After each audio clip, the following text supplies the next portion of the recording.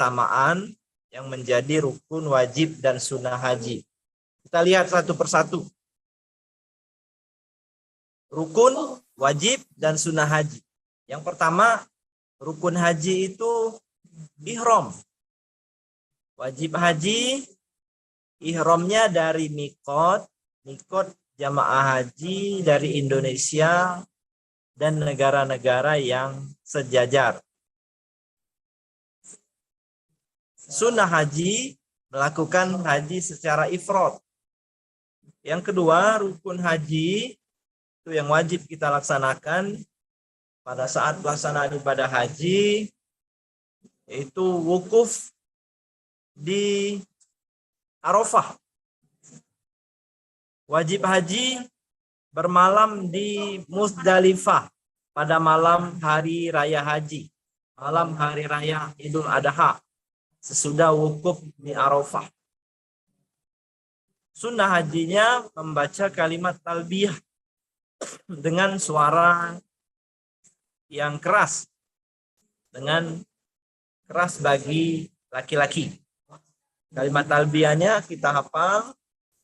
Bismillahirrahmanirrahim. Labbaik Allahumma labbaik. Labbaik la syarika laka labbaik. Innal hamda wa ni'mata laka wal mulk la syarika lak. Yang ketiga, rukun haji adalah tawaf. Wajib hajinya bermalam di Mina selama lebih kurang 2-3 malam. Sunnah haji yang ketiga yaitu berdoa setelah membaca talbiyah. Kemudian rukun haji yang keempat, sa'i. Wajib hajinya lempar jumroh aqobah dengan 7 kali lemparan pada hari raya haji. Kemudian sunnah hajinya membaca zikir sewaktu tawaf.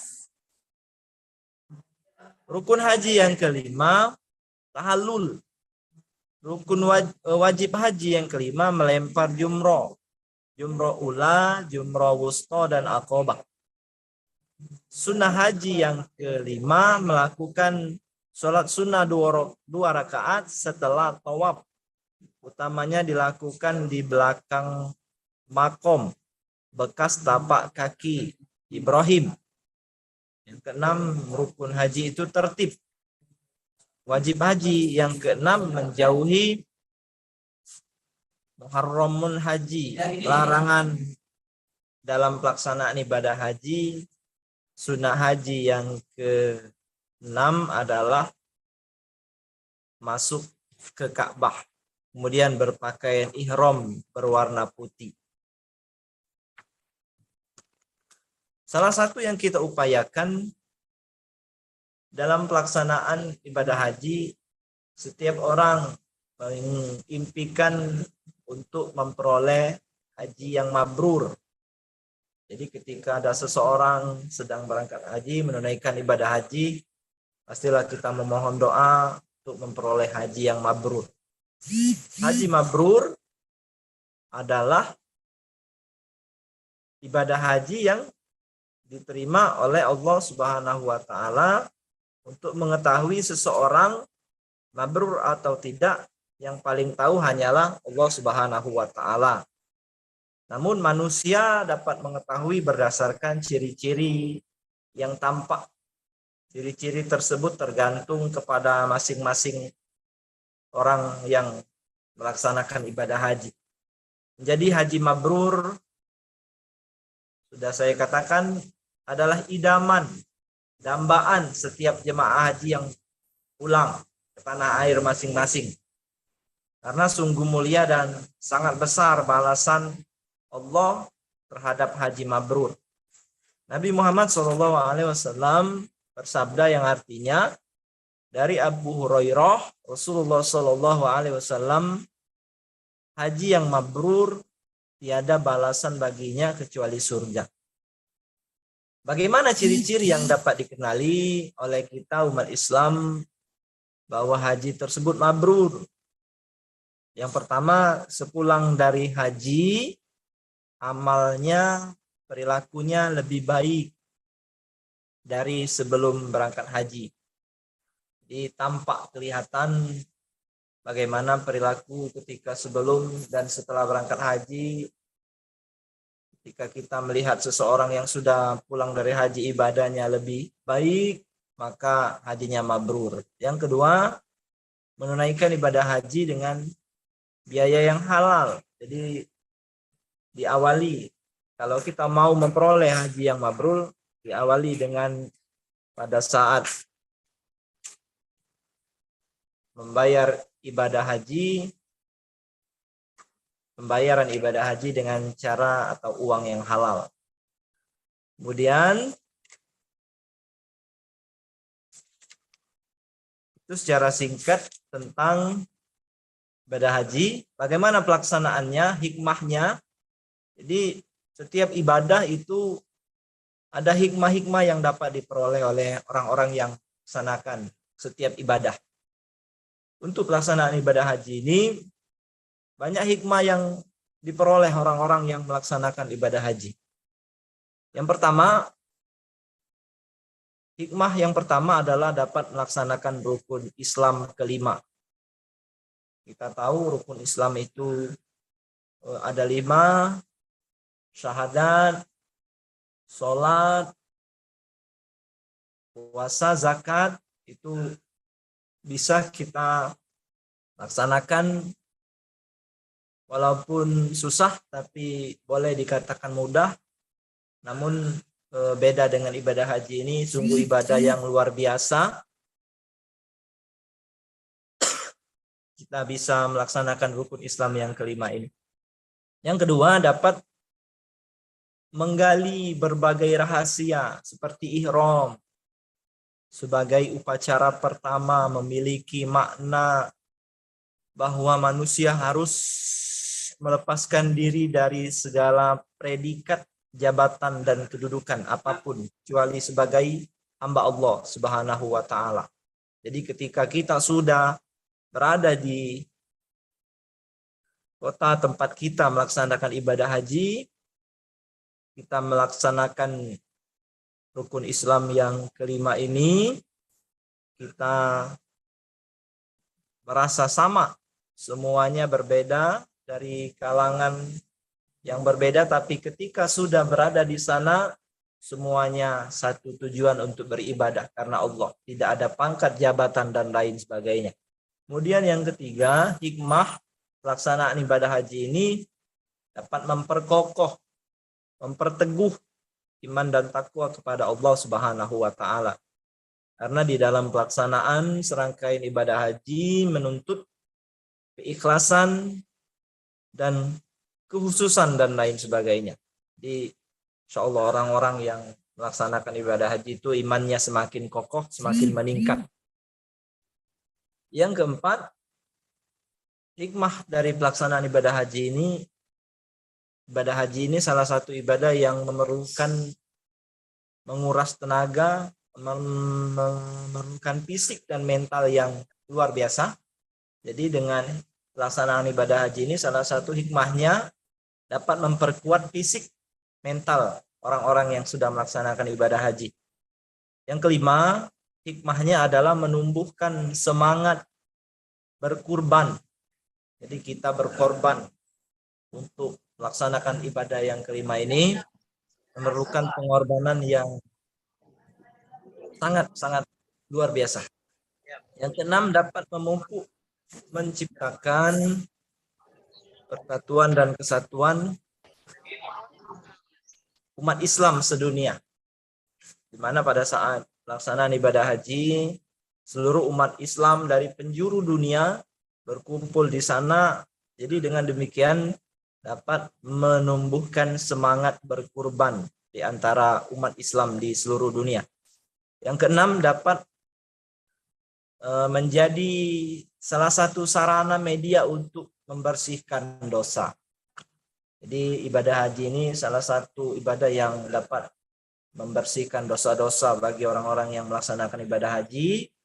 Berdasarkan hadis riwayat Bukhari, Rasulullah SAW bersabda, barang siapa yang mengerjakan ibadah haji dan dia tidak melakukan jima' dan tidak pula melakukan perbuatan dosa, dia akan kembali bersih dari dosa-dosanya seperti pada hari ketika ia dilahirkan ibunya. Kemudian selanjutnya hikmah haji adalah menjadi salah satu usaha ikhtiar bagi umat Islam untuk menjadi orang-orang yang soleh, membentuk pribadi yang soleh, orang yang melaksanakan ibadah haji ini. Yang terakhir, ibadah haji ini, tempat kita melaksanakan ibadah haji ini menjadi miniatur padang mahsyar. Jadi berkumpulnya seluruh umat manusia di seluruh dunia. Begitupun gambaran pada saat kita berada di padang mahsyar nanti. Sekilas tentang ibadah haji. Yang kedua, kita ke bagian zakat. Apa itu pengertian zakat? Iya, halo Bapak. Ya, Iya, Pak Aidil, sebelum kita masuk ke materi selanjutnya, gimana kalau kita break dulu ya sebentar? boleh. Kita bakal balik lagi sahabat kreatif dan kita break dulu. Abis satu lagu ini kita bakal balik lagi. Tetap stay tune di 91.6 Pro 2 RRI Palembang, suara kreativitas. Pastinya masih di kelas tambahan bersama dengan teman-teman kita di SMA Negeri 6 Palembang.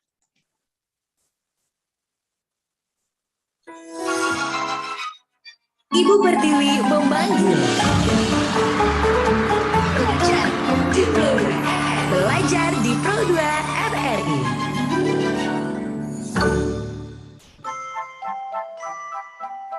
How was I to know? It's a crazy thing. I showed you my hand, and you still let me win. And who was I to say that this was meant to be? The road that was broken brought us together, and I know you could fall for 1,000 kings and hearts that would give you a diamond ring. When I fall, you see the best in me, the Joker and the Queen. I've been played before, if you hadn't guessed. So I kept my cards close to my foolproof vest. But you called my bluff and saw through all my tells. And then you went all in, and we left together. And I know you think that what makes a king is gold, a palace and diamond rings. When I fall, You see the best in me, the Joker and the Queen.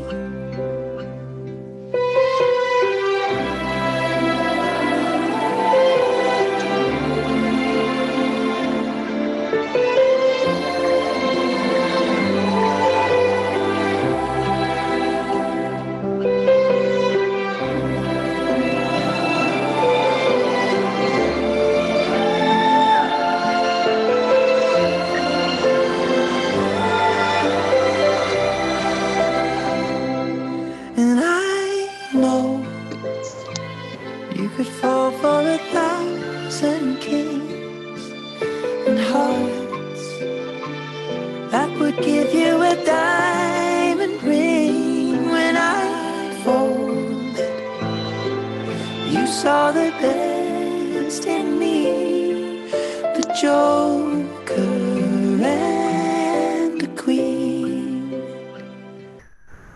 The Joker and the Queen.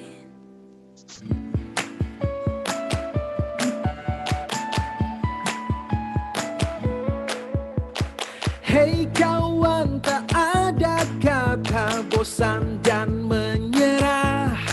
Tuntutlah ilmu setiap waktu demi masa depanmu. Kami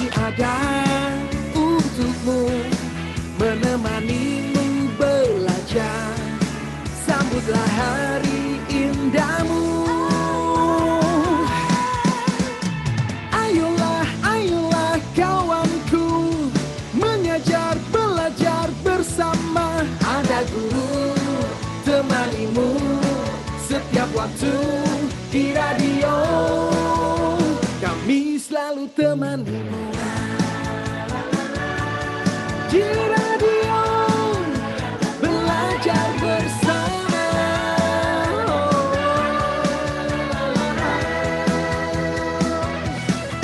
Kami ada untukmu, menemanimu belajar.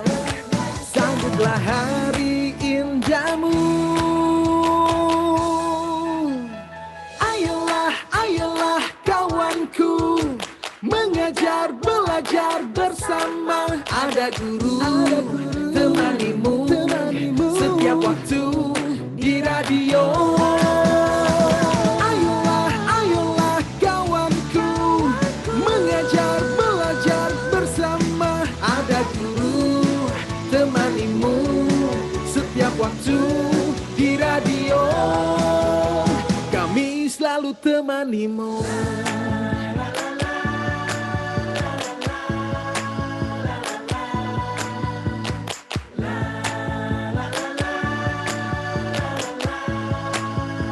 Kami selalu temanimu. Ibu Pertiwi memanggil. Belajar di Pro 2 RRI.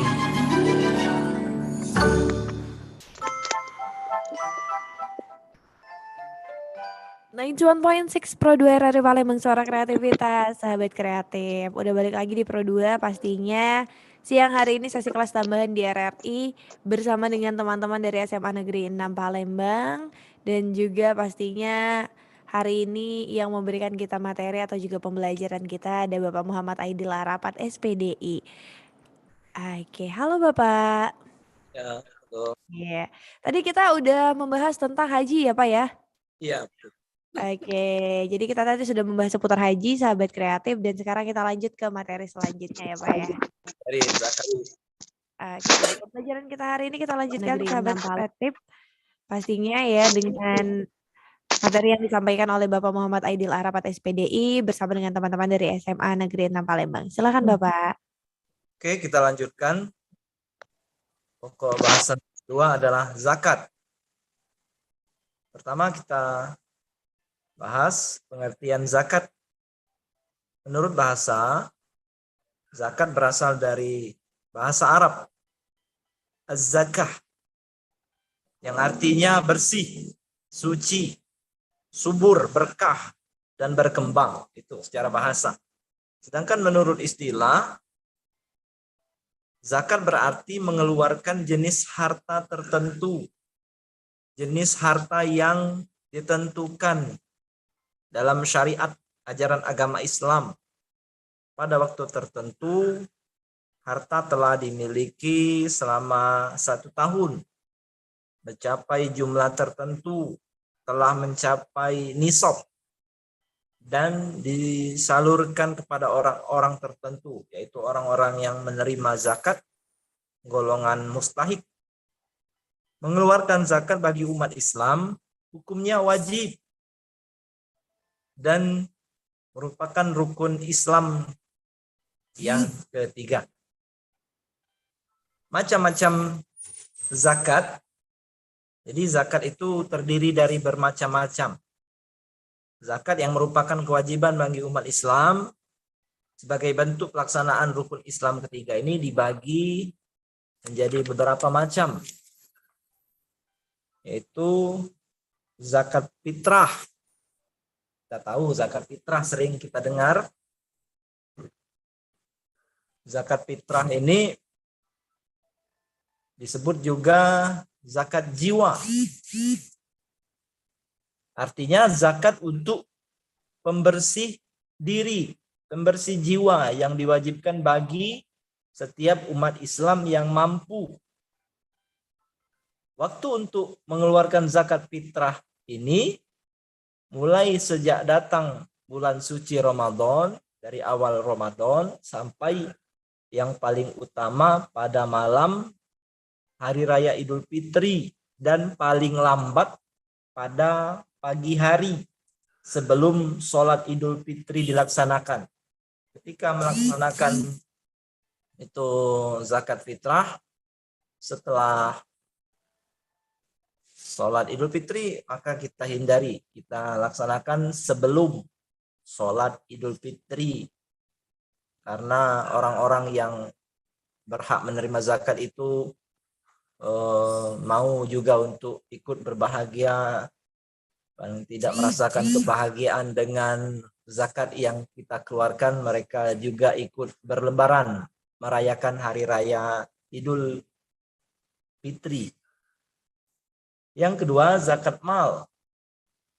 Zakat mal ini adalah zakat yang wajib dikeluarkan oleh umat Islam yang memiliki harta. Jadi kita semua memiliki harta, diwajibkan untuk mengeluarkan zakat, namanya zakat mal.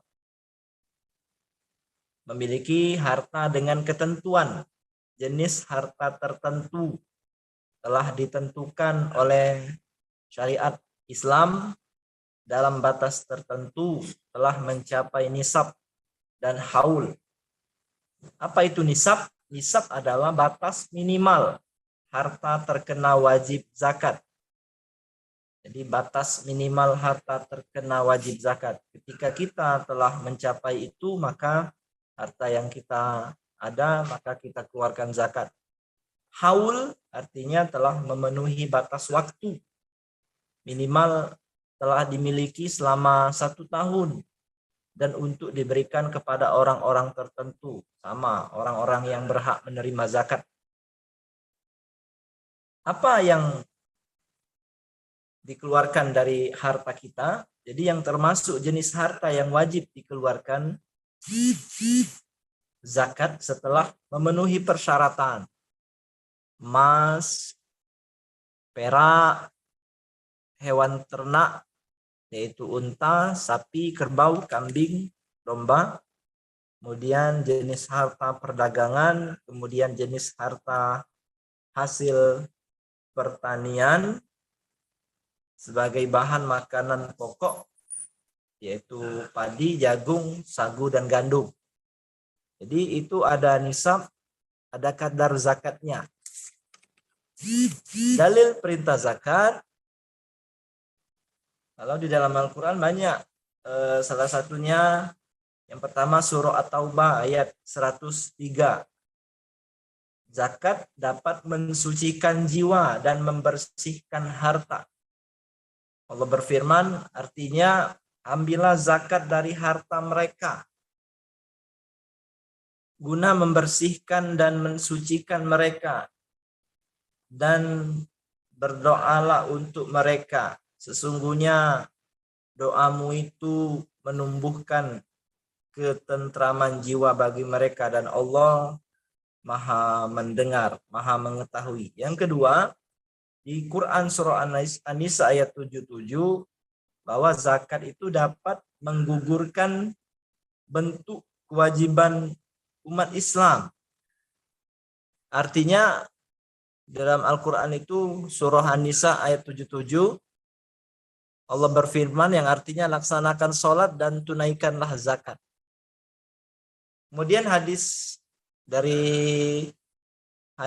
riwayat Bukhari dan Muslim tentang dalil perintah zakat ini, Rasulullah SAW bersabda yang artinya dari Ibnu Abbas radhiyallahu an bahwa Nabi SAW mengutus seseorang untuk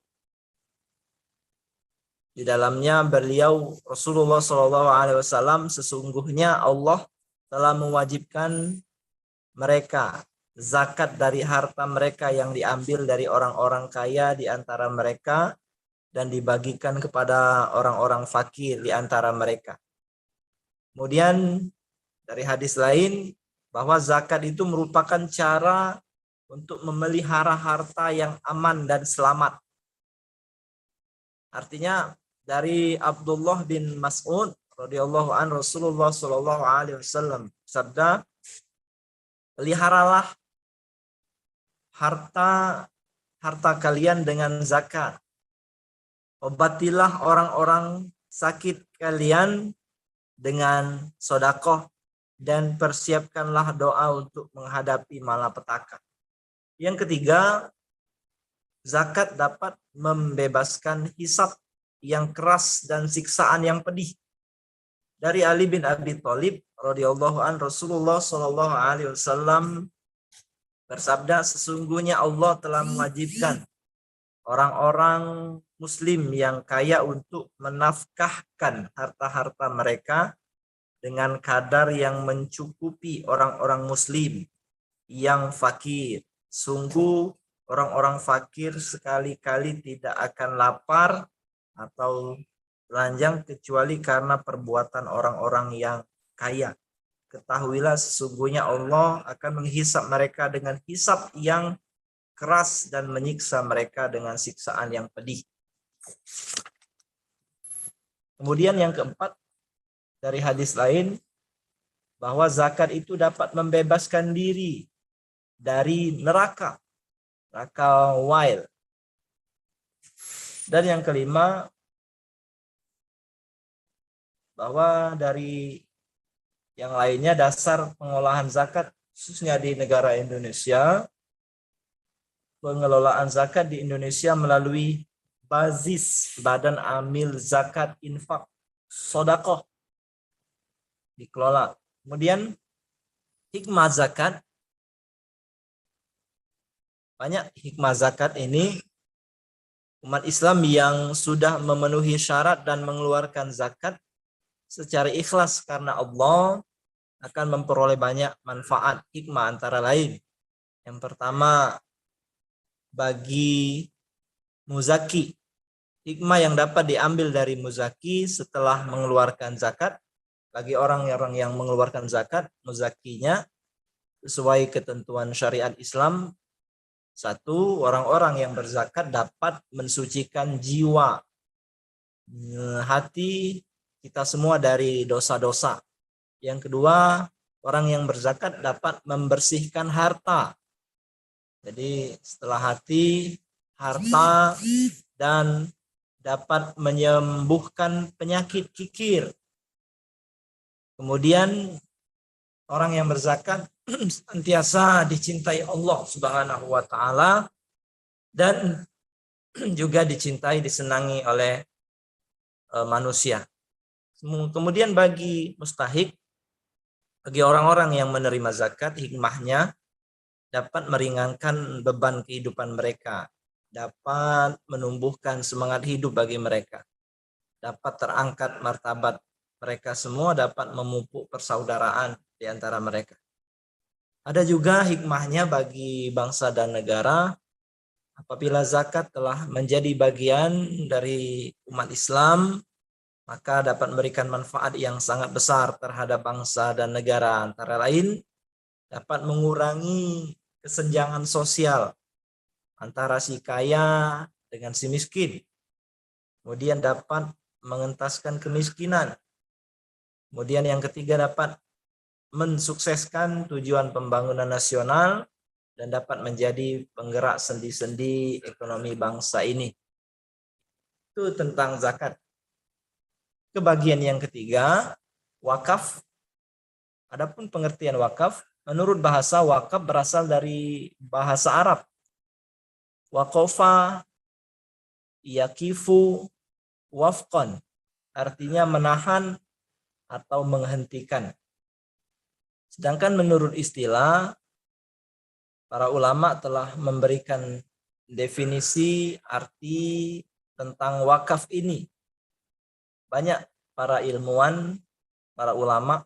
Yang pertama, menurut Imam Nawawi, wakaf artinya menahan harta yang dapat diambil manfaatnya, bukan untuk dirinya, sementara benda itu tetap ada padanya dan digunakan manfaatnya untuk kebaikan dan mendekatkan diri kepada Allah.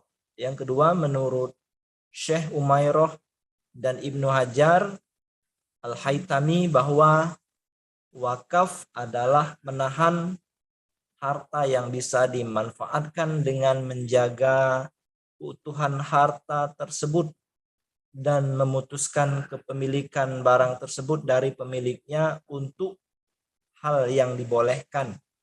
Yang ketiga, menurut Ibnu Arafah, wakaf adalah memberikan manfaat sesuatu pada batas waktu keberadaannya, bersamaan tetapnya wakaf dalam kepemilikan si pemiliknya meski hanya perkiraan. Yang keempat, menurut kompilasi hukum Islam, wakaf adalah salah satu perbuatan hukum seseorang atau kelompok atau badan hukum yang memisahkan sebagian dari benda miliknya dan mengembangkannya untuk selama-lamanya guna kepentingan ibadah atau keperluan umum sesuai dengan ajaran Islam. Kalau kita lihat dalilnya, dalam Al-Quran ada dalil-dalil tentang perintah kita untuk wakaf. Dalil Al-Quran surah Al-Baqarah ayat 267 bahwa wakaf itu sebagai bentuk membelanjakan harta secara baik. Firman Allah artinya, wahai orang-orang yang beriman, infakkanlah sebagian dari usahamu yang baik-baik dan sebagian dari apa yang kami keluarkan dari bumi untukmu. Janganlah kamu memilih yang buruk untuk kamu keluarkan, padahal kamu sendiri tidak mau mengambilnya, melainkan dengan memicingkan mata enggan terhadapnya. Dan ketahuilah bahwa Allah Maha Kaya, Allah Maha Terpuji. Yang kedua di surah Ali Imran ayat 92, bahwa wakaf itu menjadi ukuran kesempurnaan iman seseorang. Allah berfirman yang artinya, kamu tidak akan memperoleh kebaikan sebelum kamu menginfakkan sebagian harta yang kamu cintai, dan apapun yang kamu infakkan tentang hal itu sungguh Allah Maha mengetahui. Ketiga, surah Al-Baqarah ayat 261, bahwa wakaf itu menjadi sumber pahala yang berlipat ganda. Firman Allah yang artinya, perumpamaan orang yang menginfakkan hartanya di jalan Allah seperti sebutir biji yang menumbuhkan 7 bangkai, pada setiap tangkai ada 100 biji. Allah melipat gandakannya bagi siapa yang Dia kehendaki, dan Allah Maha luas, Maha mengetahui. Itu dari Al-Quran. Kalau dari hadis Nabi Muhammad SAW, bahwa wakaf merupakan bentuk amal jariah yang pahalanya terus mengalir. Rasulullah SAW bersabda, diriwayatkan dari Abu Hurairah, bahwa Rasulullah SAW bersabda, apabila seorang meninggal dunia maka terputuslah amal-amalnya kecuali 3, yaitu sedekah jariyah, termasuk wakaf di dalamnya. Tidak putus amalnya ketika kita sudah meninggal dunia, maka pahala wakaf itu akan terus mengalir. Ilmu yang bermanfaat dan juga anak soleh yang mendoakan kedua orang tuanya. Kemudian yang kedua, dari hadis riwayat Muslim menjelaskan bahwa wakaf merupakan bentuk mensodakohkan harta kekayaan. Macam-macam wakaf, bila dilihat dari segi sasaran, tujuan dari harta yang diwakafkan, wakaf dapat dibagi menjadi 3. Wakaf ahli. Wakaf ahli adalah wakaf yang ditunjukkan kepada orang-orang tertentu, seseorang atau lebih, keluarga si wakif atau bukan. Apabila ada seseorang yang mewakafkan sebidang tanah kepada anak atau cucu, wakafnya sah, dan yang berhak mengambil manfaatnya tentunya adalah yang ditunjuk dalam pernyataan wakaf. Kemudian yang kedua, wakaf khairi. Wakaf khairi adalah wakaf yang digunakan untuk kepentingan keagamaan atau kemasyarakatan, seperti wakaf yang diserahkan untuk keperluan pembangunan masjid, sekolah, musola, jalan, rumah sakit, panti asuhan, dan lain sebagainya. Itu wakaf khairi. Dari segi manfaatnya, wakaf jenis khairi ini jauh lebih banyak manfaatnya dibandingkan dengan yang pertama tadi. Wakaf khairi merupakan salah satu cara membelanjakan harta di jalan Allah. Jadi yang sering diwakafkan orang itu untuk masjid, musola, tempat-tempat sekolah, dan lain sebagainya adalah wakaf khairi. Yang ketiga, wakaf produktif. Wakaf produktif adalah harta yang diwakafkan untuk kegiatan produksi dan hasilnya disalurkan sesuai dengan tujuan wakaf, seperti wakaf tanah untuk digunakan bercocok tanam, mata air untuk dijual airnya, dan lainnya. Yang termasuk wakaf produktif adalah wakaf tanah, perkebunan sawit, wakaf Al-Quran, wakaf apartemen, wakaf perusahaan, wakaf manfaat, wakaf bangunan, masjid, dan sejenisnya. Kemudian ketentuan-ketentuan wakaf berikut syarat dan rukun wakaf. Syarat-syarat wakaf sama seperti ibadah-ibadah lainnya, Islam, baligh, berakal sehat,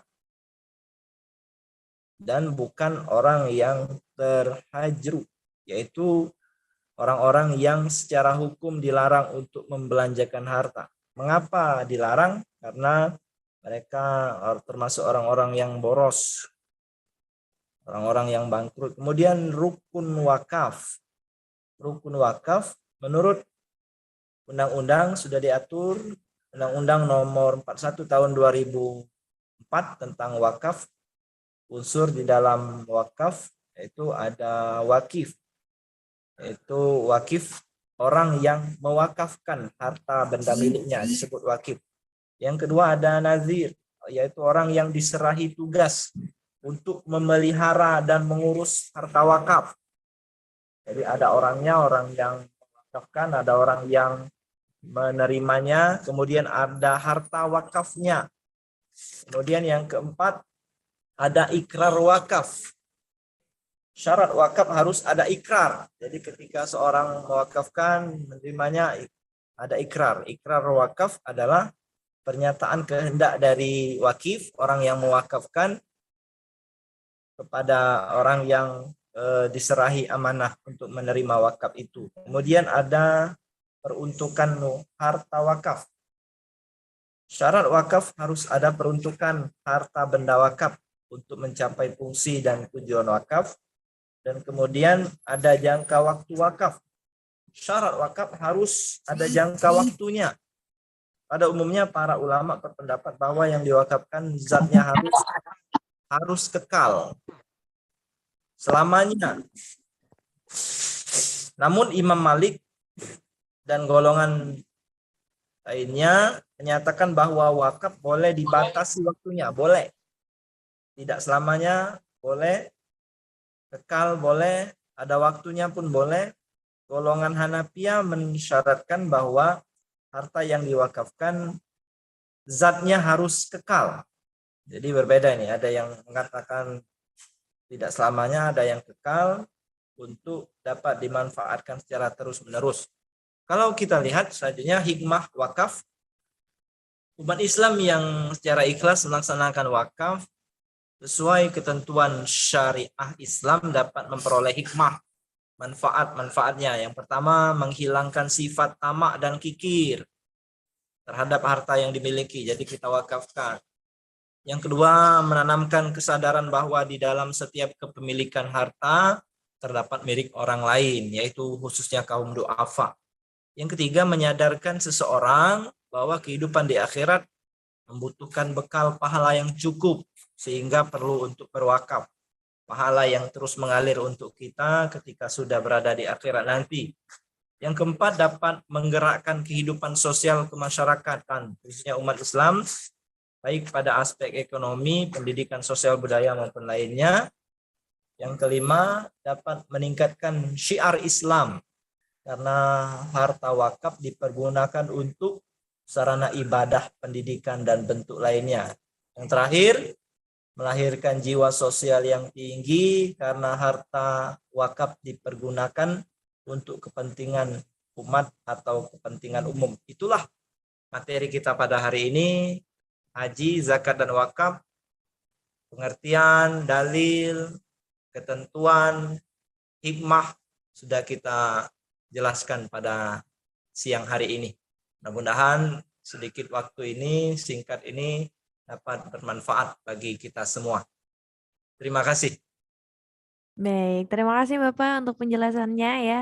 Benar-benar jelas dan juga secara rinci sahabat kreatif tadi sudah dijelaskan oleh Bapak. Dan ini ternyata nggak terasa udah 1 jam ya Pak ya kita belajar siang hari ini nih.